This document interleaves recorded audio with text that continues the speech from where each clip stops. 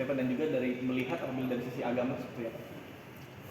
Pertama, Partai Persatuan Indonesia Perindo mengutuk keras kejadian pemboman bom bunuh diri yang terjadi di kantor polisi Polsek Astana Anyar, Bandung.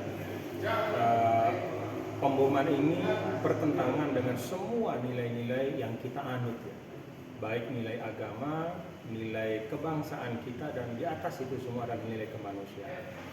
Kita di Indonesia terbentuk, ya, dan disemai dengan nilai-nilai mulia, jadi antaranya adalah nilai persaudaraan, nilai kemanusiaan, nilai untuk saling menjaga satu sama lain.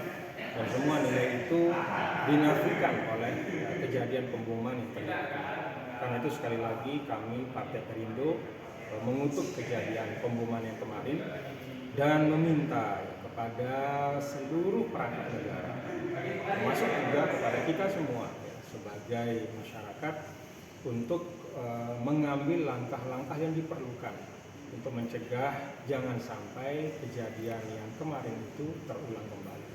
Sudah cukup terorisme, aksinya yang sangat destruktif, ya, menimpa kita di Indonesia, dan ini bukan hanya kemarin tapi juga sebelum-sebelumnya, bahkan dengan korban jiwa yang lebih dari 100 orang beberapa kejadian.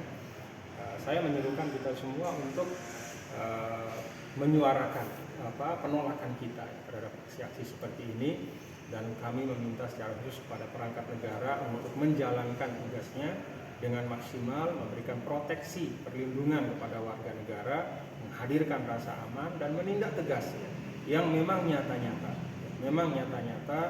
sudah memenuhi unsur, ya, yang ada di dalam delik undang-undang tentang terorisme. Jadi jangan ditunda-tunda, kalau memang sudah nyata bisa diterapkan pasal-pasal yang ada dalam undang-undang terorisme itu agar ditindak dengan tegas.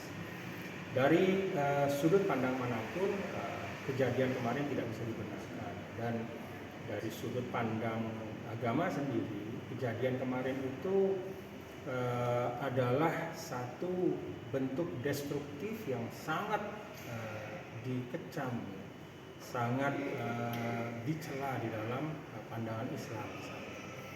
Rasulullah SAW itu lebih dalam satu kesempatan menekankan bahwa seorang muslim itu harus mampu menghadirkan rasa aman, bukan hanya untuk dirinya tapi juga untuk siapapun yang ada di sekitarnya, bahkan kepada seluruh makhluk. Karena itu segala aktivitas yang menyebabkan orang lain merasa terganggu keamanan, kenyamanan, apalagi hidupnya, itu adalah aktivitas yang bertentangan dengan tuntunan Islam. Nah, saya yakin juga agama-agama lain juga memiliki pesan yang sama.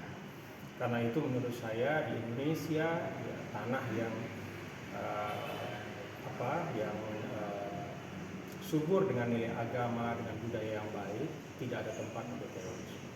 Terakhir, kepada keluarga dari para korban, khususnya Aibtu Sofyan, ya, kita semua di Perindo menyampaikan bela sungkawa, duka cita. Kami yakin bahwa Aibtu Sofyan yang wafat pada peristiwa tersebut itu adalah seorang pahlawan, seorang kusuma bangsa, seorang syahid di mata. Terima kasih. Pak TGB, terkait pembom kemarin itu kan sempat melakukan bom panci, bom Cicendo. Nah, kok kemarin bisa lepas, kemudian setahun kemudian membom lagi. Nah, pendekatan seperti apa untuk para pelaku teroris ini yang harus dilakukan oleh aparat? Ya, ini menunjukkan bahwa memang kita perlu terus meningkatkan pola penanganan, terutama bagi orang-orang yang memang sudah terseret atau terlibat, ya, di dalam jaringan.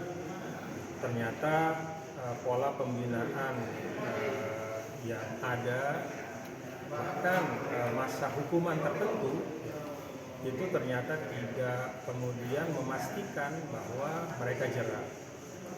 Karena itu menurut saya pendekatannya harus multidimensi, pendekatan kemanusiaannya harus jalan, pendekatan hukum juga jalan.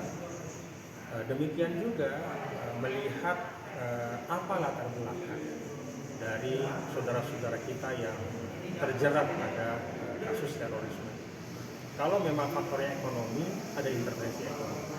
Kalau faktornya faktor sosial, ya mesti kita selesaikan faktor sosial itu. Kalau faktornya adalah misinterpretasi terhadap beberapa teks agama, maka kita perlu luruskan pemahaman keagamaan. Artinya diagnosa terhadap kasus-kasus terorisme itu tidak bisa digeneralisir, tetapi harus dilihat kasus per kasus, orang per orang, sehingga treatmentnya untuk mencabut mereka ya dari pemahaman itu bisa kita laksanakan dengan baik. Terima kasih.